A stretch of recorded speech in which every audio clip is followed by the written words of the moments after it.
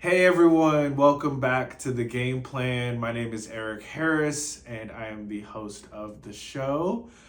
We had two amazing leaders in the intellectual and developmental disabilities community, two women from California who are really in the forefront of advocacy and doing amazing work for the disability community. First, we have Lisa Cooley, who is a self advocate leader who has been in all types of spaces, both as a self advocate, advocate for others in the community, a leader speaking with and communicating with elected officials. But Lisa Cooley has been really at the forefront of leadership for folks in the intellectual and developmental disabilities community. Likewise, we have Marisa Hamamoto, who is the founder of Infinite Flow Dance. She also identifies as someone who has an intellectual and developmental disability and found out about her disabilities later in life. But she has been really an incredible leader, especially when it comes to working with both folks with and without disabilities, teaching them how to dance, express themselves, kind of being involved in art and film, and she really gets into it with some amazing conversation today. So we're really glad that you all are checking out the show and hope you all enjoy it. The Game Plan is a production of Disability Rights California, a space to strategize, organize, and posterize for the future of the disability rights movement. For more information on our work, please visit us at disabilityrightsca.org. Hello, everyone, and welcome back to the Game Plan with Disability Rights California. My name is Eric Harris, and I am the Associate Executive Director of External Affairs at Disability Rights California. And today we have an amazing guest, a leader, an advocate, and just an incredible leader in the disability movement and in our community, Lisa Cooley, who I actually met during my initial process of joining DRC during my interview process. And it's wonderful to have you, Lisa. It's it's great to be with everyone and thank you for the opportunity to be interviewed today. Absolutely. What was your experience with disability, either for yourself or for others that you were around? Um, what was your experience with disability? Growing up with the disability was challenging at times, not because of my disability itself, which is cerebral palsy, but because of having access to things like free and appropriate education, at least at first.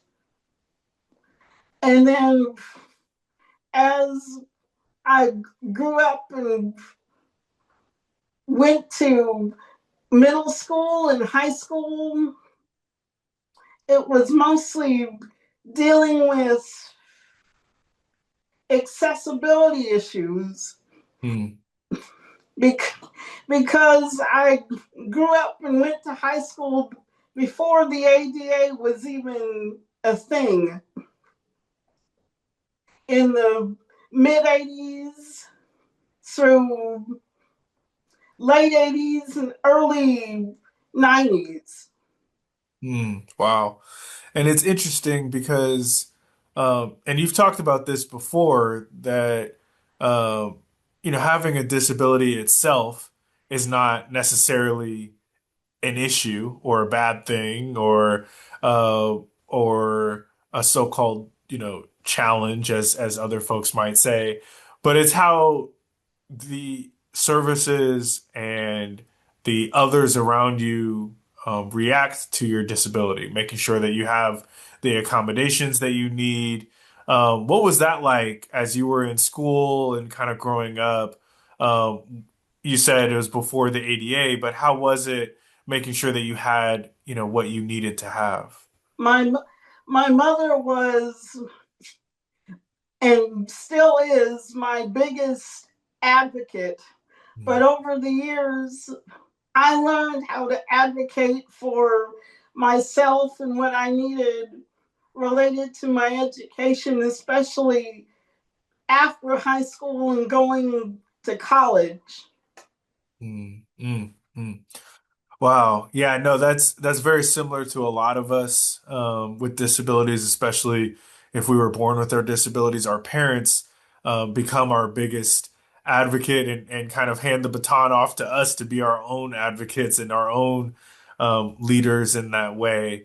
You have served in the State Council on Developmental Disabilities. You were the vice chair. You worked very closely with the governor and with state government, policymakers, policy advocates. Um, as we enter the last year of this governor, Governor Newsom's last year in office as governor of California, what's your assessment of how disability rights have been addressed over the last several years under his administration, just from your opinion? I think that one part of disability advocacy for the Newsom administration, even though the administration is attempting to address it, is the lack of consistent employment for people who have not only IDD, but also other combinations of disabilities. For the last, I would say, maybe 7 or 8 years, we've all talked about the need for people who have disabilities who want to work to be able to work.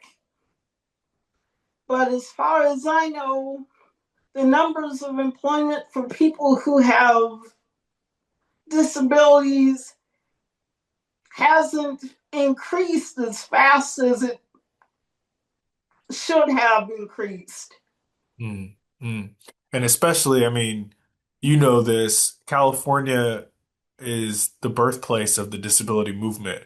And many would think that if you're the birthplace of the disability movement, that you would be leading on a lot of these issues. And employment has certainly been a space where California is not leading when it comes to employment for disabled folks generally, people with IDD, people in state government.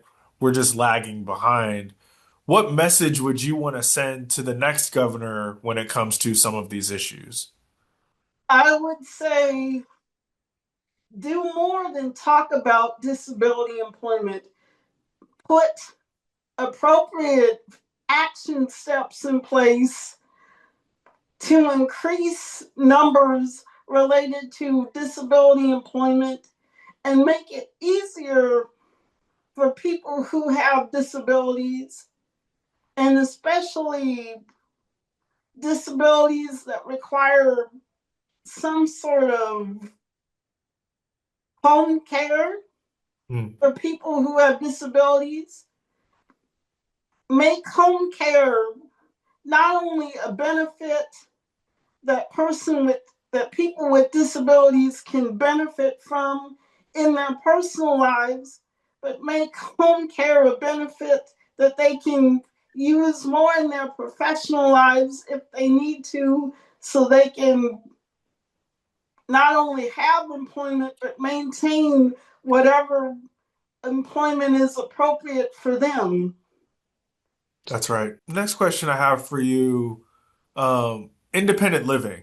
You mentioned it, and the independent living movement is as important to disabled people and to our collective advocacy as anything that we have. Um, there is a national movement with independent living. There is a statewide movement with independent living. But what does independent living itself actually mean to you? Um, and for people who are outside of the independent living movement, how would you best describe it? To me, independent living means that people are not completely independent if they have a disability, they're more interdependent Mm, mm, on other abs- people as well as different systems that support them throughout their lifespan. Absolutely. And you've done work with local independent living centers, resources for independent living, California Foundation for Independent Living Centers, and others. What would you say, has been your experience working with them, and how do they help people directly? They help people directly by giving them resources and teaching them how to get connected to individual services and doing systems advocacy. I think that they need to do more outreach to not only seniors who have disabilities, but also young people that are coming up in the disability movement Mm. Yeah, no, that's exactly right. who Um, need different supports than somebody who's a senior. that's right. That's right. Yeah, right. Disability is throughout the lifespan, right? You can have a disability as a young child, you can have a disability as a young adult, older adult, senior citizen, all the way through life. So it's really crucial that our independent living centers are thinking about the complete spectrum of disability with throughout the lifespan. Um, you've talked And a little. you could acquire disability because of accidents or injuries That's right. That's right. Um, or illnesses. That's right. Anytime, anybody, it's a fully inclusive opportunity to get a disability at any point. I think that, we get opportunities, and I know you could talk about opportunities that you've gotten to speak at um in different settings, whether it's speaking to students or speaking to folks in different professions. One of the things that I always jump at when there's an opportunity to do so is speaking to medical students. Yes, Um, I've done that. yeah, it's important. Do it. It is very, very important. And I know you could talk about the message that you try to send to medical students. Uh, and, it's something that they tend to really appreciate. They appreciate having a disabled person come and tell them about the experiences that we've had and why it's important to really understand disability and some of the ranges of disabilities that we all have. And another problem that I tend to have with the medical field and disability is that when they hear that I have cerebral palsy, there seems to be, at, at least to me, a sort of checklist that goes off in people's head. Mm, And if I don't fit everything that's on their mental checklist, they don't know how to handle it mm, professionally. mm. And when that happens, Lisa, how comfortable are you um, giving direct feedback? Because I know a lot of folks, when they get in these sorts of circumstances, whether it's being in front of medical professionals or others, um, you can be a little nervous and it could be a little uncomfortable to push back. But what has your experience been like, and how comfortable are you like being critical if a doctor or a medical professional is not treating you with the level of respect that you feel you need? A long time ago, as a kid, I wasn't very comfortable telling them how they should treat me in a medical setting. Mm, But as I've gotten older and learned more about the process of becoming a doctor mm, and my disability related needs, I tend to speak up more about my needs at appointments with someone there with me mm, mm, to support me. mm. That's really crucial, Lisa, and I'm glad you pointed that out that while you certainly have the independence to be able to speak out and let folks know about your um, your experience or your thoughts relating to what medical professionals are telling you, it is nice to have additional support. Somebody who so-called has your back, somebody who is making sure that everything is being taken care of properly. So I really appreciate you bringing that up. With employment, education, housing, transportation, all the points that you've been bringing up, I really hope that policymakers, elected officials, leaders in our state and throughout the country really take the time to listen to and work directly with disabled people because we are the ones with the experience.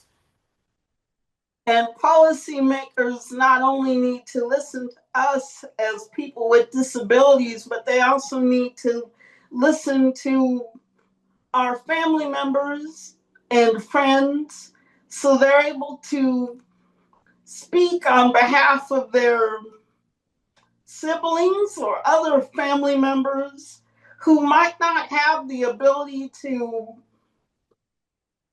publicly and openly speak the way I'm speaking today to you Mm-hmm. and your audience. No, that's exactly right because it's interesting. I mean, I've always felt strongly that it's not just Eric or Lisa who is a part of the disability community. If you really think about it, our families have been included as experiencing what a disabled person, goes through often, especially when we're talking about accommodations that are needed, thinking about discrimination that we've all experienced. And it's really, really important that we have family voices, leaders, parents, others who can give a real thoughtful um, experience and position on a variety of issues, understanding that no, they don't have a disability, they're not speaking for disabled people, but their experiences and connection to disability is really, really crucial. Is there a movie or a TV show or a book that you're really excited about right now or that really fits the moment that you would recommend people take a look at or check out? I love any kind of award show on TV. Mm. I love different Olympic sports like figure skating and swimming Oh, and any kind of Paralympic type sport. hey, that's right. No, that's a good one, Lisa. And as you probably know, the Olympics and Paralympics for the Winter Games are going to be starting here soon. So I know you mentioned figure skating. Are there any other winter sports that you're particularly looking forward to checking out? I love the what do you call that? That sledding sport? Oh, so there's a lot of different ones, but are you talking about bobsledding? Yeah, where That- where people scrunch themselves and go go down a long chute like thing. That's right. That's right. No, it's a. I always appreciate sports that I know I would have no business getting involved in, or I would be way too afraid to try out because doing bobsledding seems like one of those sports where you have to be very brave, courageous, and you just have to get in it and do it because they go so fast and it's so intense that it would put a lot of fear in me. But I can't wait to watch that as well. So it's wonderful to talk to you, Lisa. The final question that I have for you: what is your game plan for 2026? What are some of the things that whether it's involved in advocacy or any other part of your journey, what are the things that you're really looking forward to getting involved in? I would like to do more housing advocacy, more advocacy related to healthcare and disability, and more advocacy related to aging. Mm-hmm. No, I appreciate that, Lisa. And I think, something that Disability Rights California is trying to do on that last point is really show the deep connection between aging and disability. I think for many years, and you can speak to this as a longtime advocate here in California, we almost separated, having disability on this side and having aging on that side and not recognizing or at least not acting on hey, a lot of the folks who have disabilities age into other disabilities, or a lot of older adults obtain disabilities as they get older. So just really important, kind of bringing that connection of disability and aging, and I think that's something we really want to take seriously in 2026. I think I think both of our service systems need to do more collaboration That's exactly right. That's exactly right. because, like you said earlier, aging and disability are not always separate. That's right. That's right. Well, Lisa, I really appreciate your time and thank you so much for joining us here at the Game Plan with Disability Rights California. Thank you for the opportunity. Absolutely. Have a good one. You too. We are super excited to welcome a very special guest, Marisa Hamamoto from Los Angeles. Welcome, Marisa. Hello, Eric. Thank you so much for having me. I feel like I'm talking to a sibling right now. That's right. That's right. No, it's been wonderful to work with you and connect with you. I feel like it's been several years now of us collaborating and connecting and just lifting each other up on all different types of platforms and all of those sorts of things. So it's so wonderful to have you as a guest on the show. Yes, thank you so much for having me. Absolutely. So as a starting point with the game plan, we always like to find out about folks' disability journey. I know everybody's journey is completely different. So anything you want to put out there, anything you want to say about your own disability journey? Sure, absolutely. So, when I was 24 in college, I had a spinal stroke that initially paralyzed me from the neck down. My physical recovery came pretty fast, I would say. After being in the hospital for about a couple months, I did walk out, but there is still some paralysis in my body, especially on the left side. So, I have a left hand that is slightly paralyzed. My left side is a little bit numb. Some days it's a little bit more numb than others. But I don't really consider myself to have a physical disability.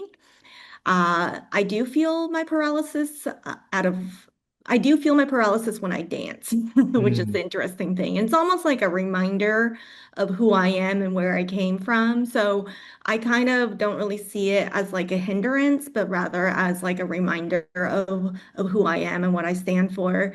And then in terms of my other disability, I was diagnosed with autism mm, 3.5 years ago. So I guess this is a disability that I was born with that I wish I had known about growing up, but mm, I found out that I was autistic 3.5 years ago.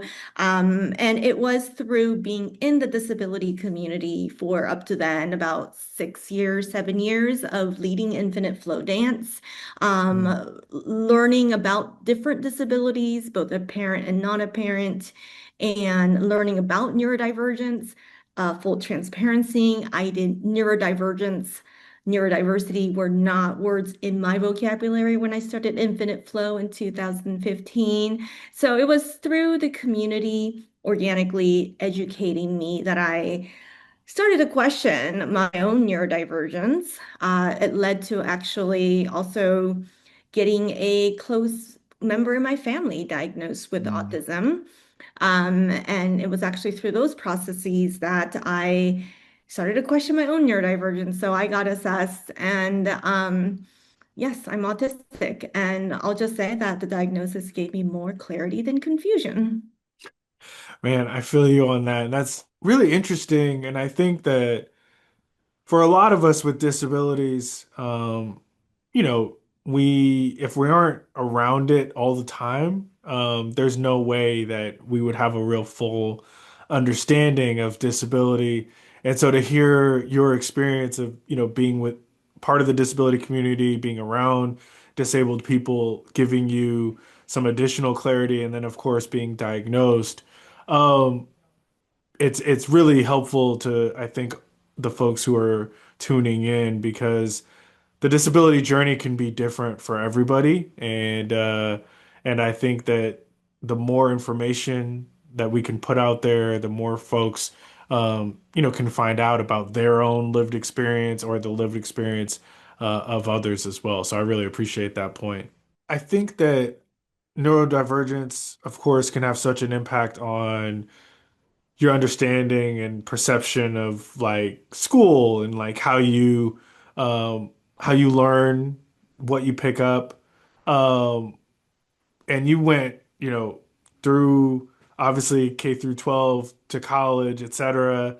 um was there at any point during that experience um did you kind of wonder like are things more difficult? Anything like that that you want to shed some light on?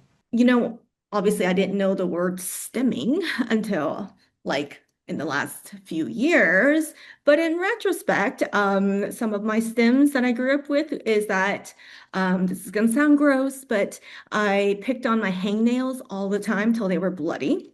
Hmm. That was one. Number two, I folded origami. Like anytime I got a little bit like anxious or just like felt like I needed to fill a void, I would take like pieces of paper, any paper that I can find, including candy wrappers and notebook paper and magazine paper, any paper that I can find, and I would just start folding origami. Mm, mm. Now, Wow, that's fascinating. origami, though, after a while, I would fold origami at recess because I would be playing alone at times. Not always, but sometimes when I'm playing alone, I would just start folding origami just to fill the void, just so that I don't feel alone. But there was, I think this was in third grade, in which some kids started to be curious about Mm, origami mm, and they wanted to learn how to fold. So, yes, I remember teaching how to fold origami. I remember like it was just a way to kind of make friends and make camaraderie with people. mm, And so if you do go on to my Instagram, I've actually brought origami back into kind of like my quote unquote personal brand. So you do see me folding origami quite often on social media right now in my videos.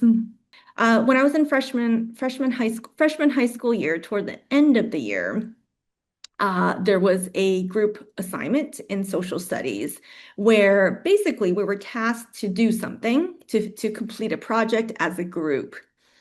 And I remember being in this group, and my one and only kind of school friend was also in the group. And there's maybe like, I don't know, six of us, something like that. And I remember we had a whole week to do this assignment, and no one was doing anything. Like nobody was contributing, nobody was like starting a conversation. This is like late 90s. And so email was still not a thing. We had each other's phone numbers, that no cell phones. But anyways, there was just no like communication about how we're going to finish this assignment. 3 days, 4 days passed by, nobody's doing anything. So I just was like, hey, you all, I'm just going to complete this assignment because I don't want to get a bad grade. And this is like honors social studies here, you know? So I just went ahead and did the assignment. And not only that, I went like far above and beyond and made this creative thing. I can't remember what the assignment was about. And then when day came, the whole group came about, but I was the person that presented everything, and I made it seem like everybody contributed. Mm. Well, what I didn't know was that it was going to be graded not by the teacher, but by the people in the group. So what happened was I gave everyone an A minus. Okay. Just feeling that, well, I kind of did this whole thing, but I don't want to be mean, right? Right, right. Everybody else in the group gave me an F, like a What? C or an F. Yep. And then even the one and only school friend I had who knows that I did that whole assignment Mm. gave me like a B minus. I think she didn't want to give me a C, but she Mm. gave me a B minus. And so basically, out of all the group members, I got the lowest grade. And this Mm. did not seem right. Mm. So but also it was just this massive social embarrassment. Um, and but the injustice there was just really big. And so it was like, Mom, my mom doesn't speak English, but I said, Mom, I need you to come to school because this is wrong. And somehow we got to correct this. I'll do the talking.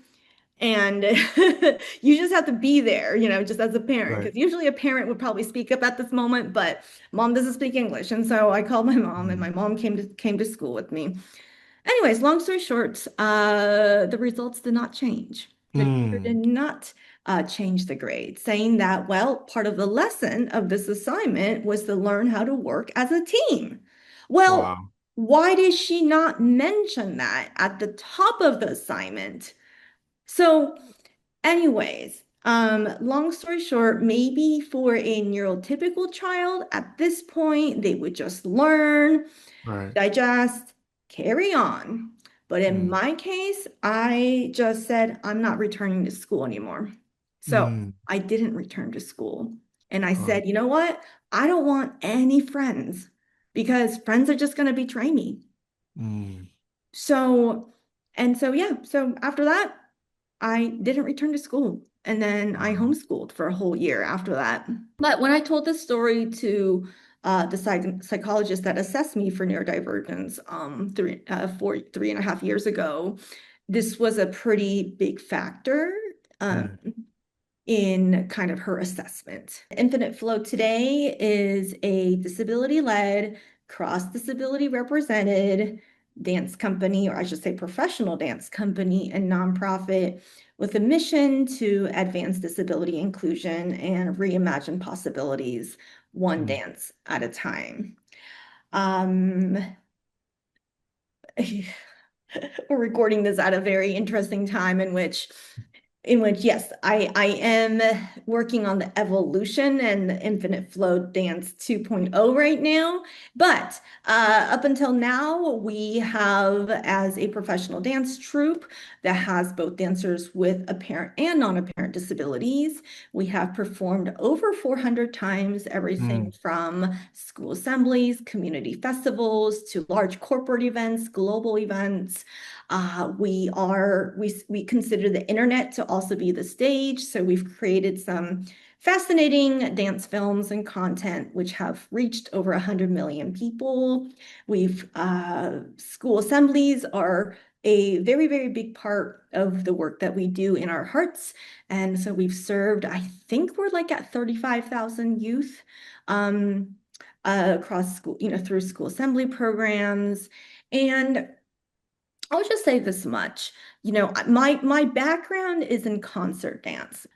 One of the important things about starting any kind of social enterprise, social impact, nonprofit, it's really about better understanding the problem. Not just the solution, but you got to better understand the problem first to get to the solution. And I'll just say in the 10 years, every single year, I learned something new about the real problem.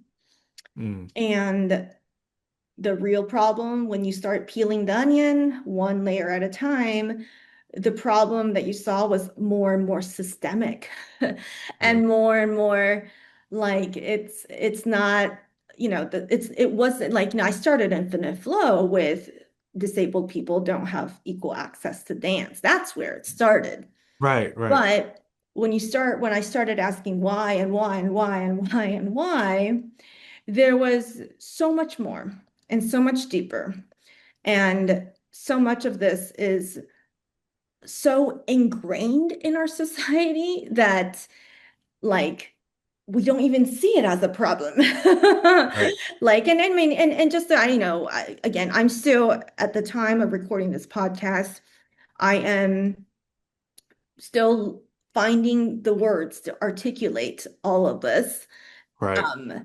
But I'll just say that like the stigma that's related to disability, Mhm. that's it's very, very deep on where that even comes from. Yeah. Mhm. And I'll say, as somebody who's been a part of disability spaces for a really long time, something that always I appreciate and it jumps out, and I'd love for you to just mention anything or say anything about what this part of the experience has been like, but having dancers who are wheelchair users and non-wheelchair users means a lot to so many folks who are wheelchair users who either assume that I'll never really be able to dance with, non-wheelchair users in a significant way. I'll have to figure out how to dance with other wheelchair users, or it's going to be awkward. But what would you say to that as far as that part of what you do,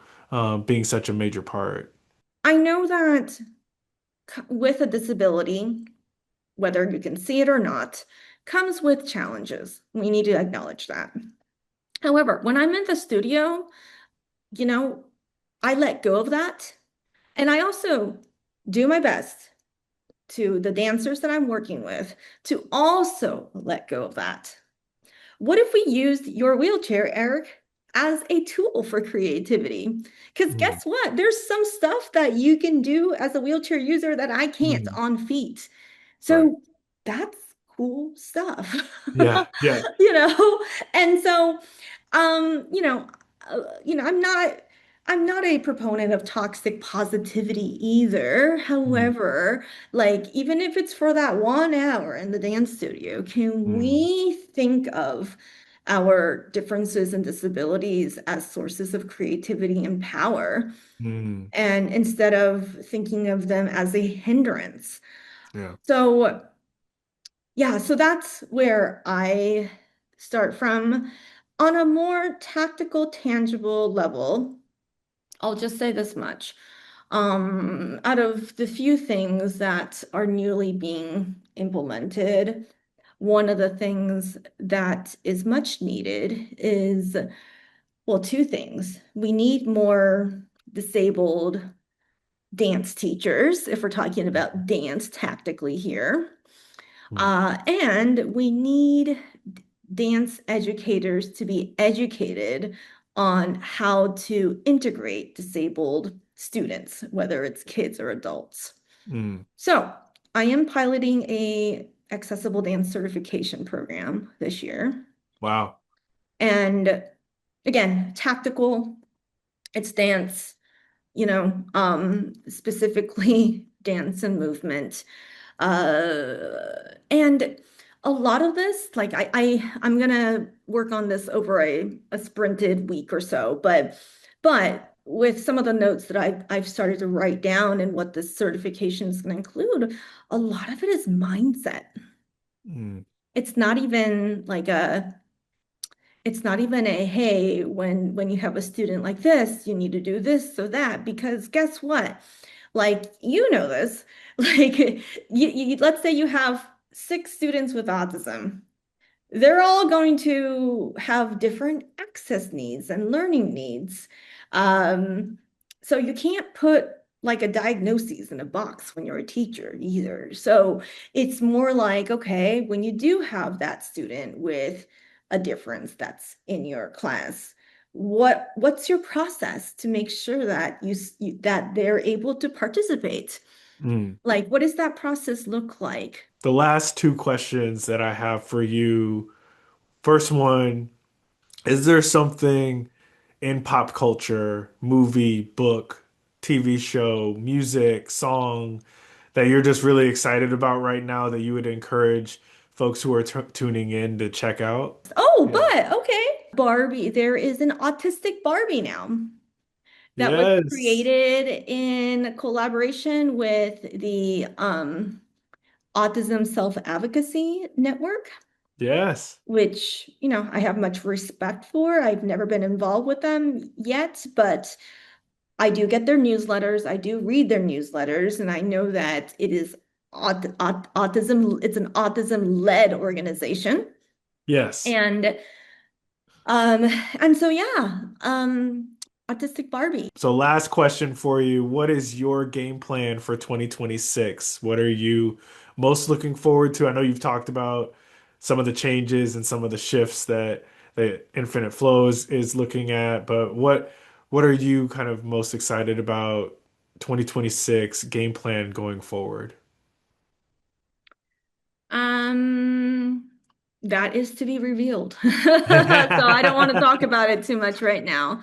But we're Absolutely. celebrating 10 years and we have some cool things going on. Absolutely. No, we really appreciate your time, Marissa. We'll definitely be uplifting Infinite Flow on Disability Rights California's social media and share it out with as many folks as we can so that people can support what you do, and get excited about all that Infinite Flow is doing throughout California and throughout the country.